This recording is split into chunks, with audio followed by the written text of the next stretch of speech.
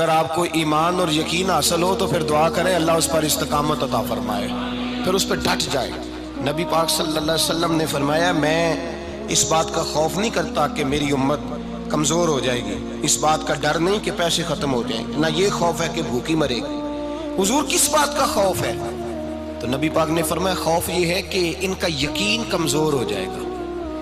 یاد رکھیں اگر اعتبار نہ ہو تو گھر نہیں چلتا، تو اگر اللہ رسول پر یقین کامل نہ ہو تو پھر بندہ مسجد نہیں آ سکتا، پھر اس کا دین نہیں چلتا، پھر اس کے لیے مشکل ہے نماز، پھر اس کے لیے مشکل ہے راہ خدا میں خرچ کرنا۔ میرے نبی پاک نے فرمایا یوں نہ کہا کر کہ یا اللہ چاہے تو دے چاہے تو نہ دے، جب مالک سے مانگ تو کہا کر یا اللہ تجھی سے مانگنا ہے، میں لے کے اٹھوں گا، تو مجھے دے گا۔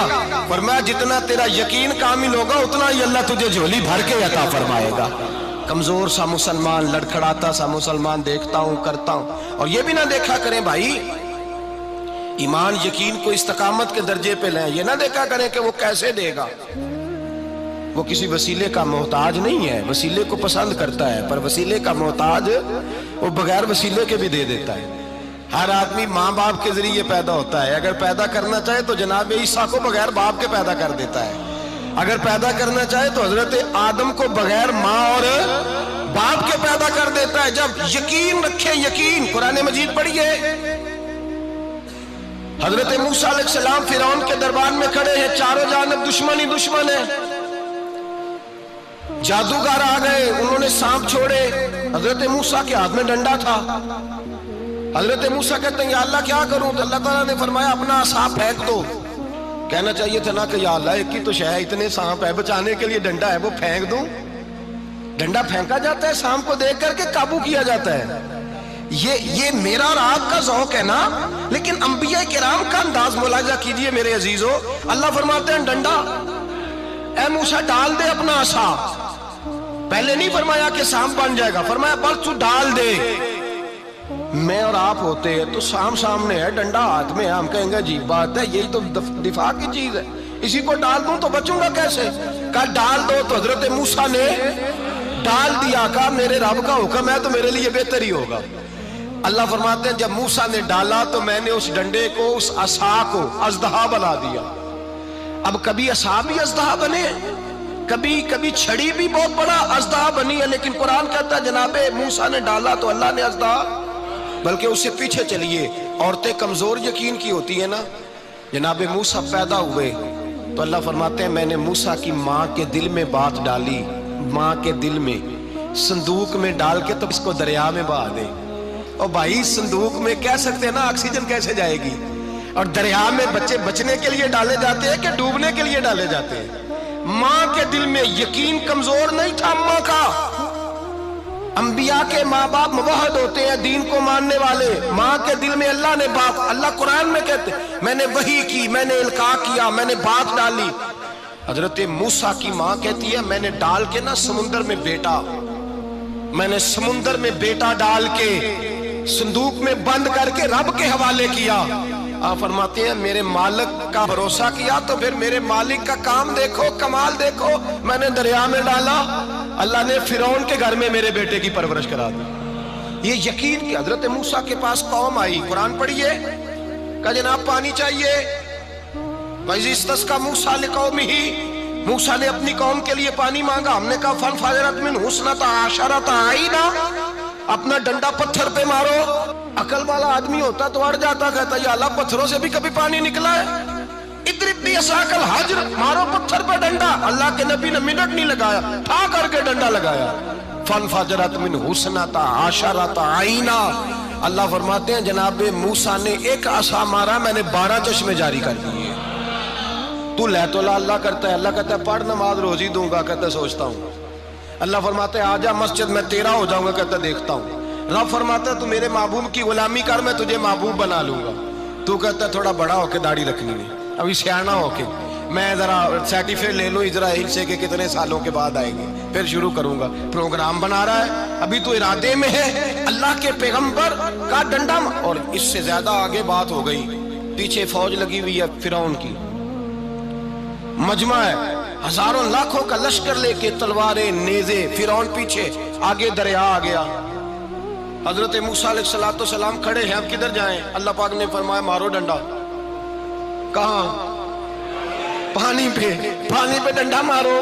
اب حضرت موسیٰ علیہ السلام پانی پہ ڈنڈا مارے تو پانی ابھرے گا، اس سے زیادہ کیا ہوگا؟ پہلے پتھر پہ ڈنڈا مروایا تو پانی نکلا، اب پانی پہ ڈنڈا مروایا فَإِذْ فَرَقْنَا بِكُمُ الْبَحْرَ فَأَنْجَيْنَاكُمْ وَأَغْرَقْنَا آلَ فِرْعَوْنَ۔ اللہ فرماتے ہیں موسیٰ نے پانی پہ ڈنڈا مارا تو میں نے پانی میں رستے بنا دیے۔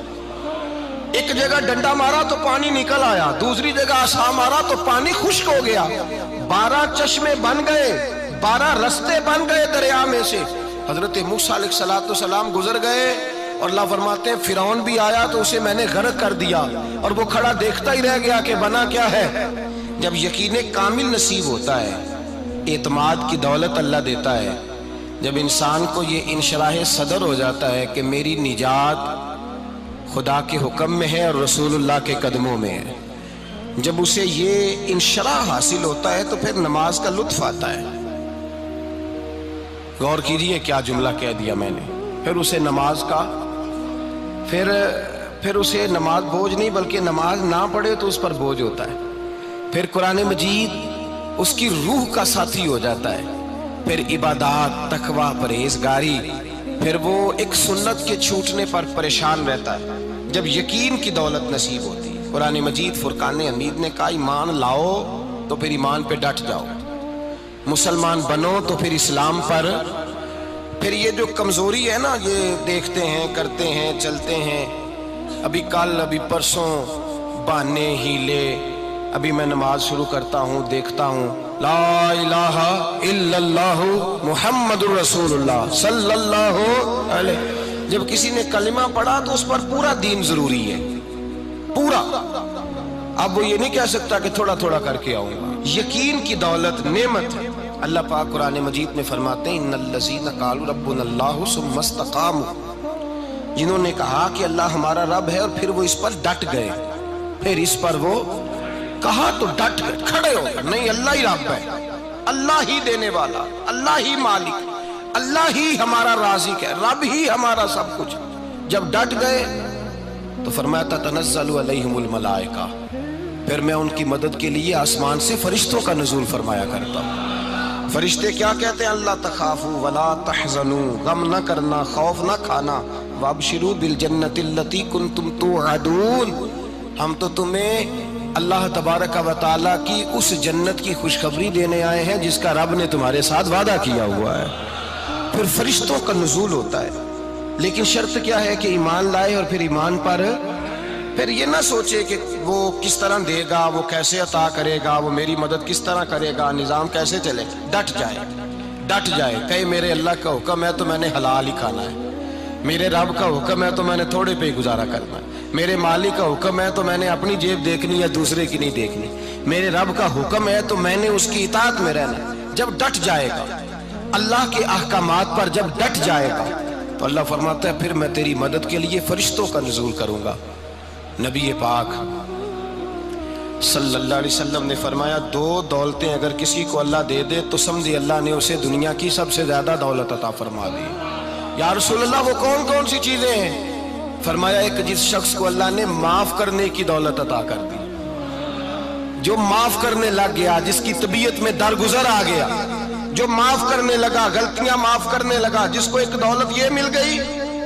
اور دوسرا میرے مصطفیٰ نے فرمایا جسے اللہ نے یقین کی دولت عطا فرما دی، جس کو یہ 2 دولتیں مل جائیں، ایک درگزر کرنا، دوسرا رب رسول پہ یقین کامل رکھنا، اسے کائنات کی ہر شے مل گئی۔ میرے نبی پاک نے فرمایا جب بھی دعا مانگو خدا سے یہ 2 نعمتیں مانگا کرو، عرض کیا کرو اے اللہ درگزر کی دولت عطا فرما، اے اللہ تو ہمیں یقین کی دولت عطا فرما، ایمان کی قوت اور پختگی نصیب فرما۔ میرے بھائی حضور نے فرمایا مانگ کے لو۔ کمزور ایمان والا شخص کسی کام کا نہیں ہوتا۔ جس آدمی کے ذہن میں شک کا بیج ایک دفعہ جنم لیتا ہے وہ آدمی تو غلام سے بدتر ہے۔ بے کیف سجدہ، روٹھی روٹھی سی عبادت، اس کی زندگی کیفیات سے خالی ہے۔ جس شخص کو پتہ چل جائے نا لوگ میرے مخالف ہیں، اس کا تو سجن رہتا ہی کوئی نہیں۔ اصل بات یہ ہوتی ہے کہ یہاں سوچ بیٹھا ہے کہ دنیا میرے خلاف ہے، یہاں مخالفت یہاں بیٹھ گئی ہے، دو بندے باتیں کر رہے ہیں تو پریشان ہے، میرے خلاف ہی لگے ہوئے ہیں، میری ہی بات ہو رہی ہے، کیونکہ اصل تکلیف کہاں ہے؟ اور اگر یہاں یقین کامل ہو گیا نا کہ سارے مجھ سے پیار ہی کرتے ہیں، تو پھر دو بندوں کو بات کرتا دیکھیں گے تو یہی سوچے گا میری تعریفیں کر رہے ہیں۔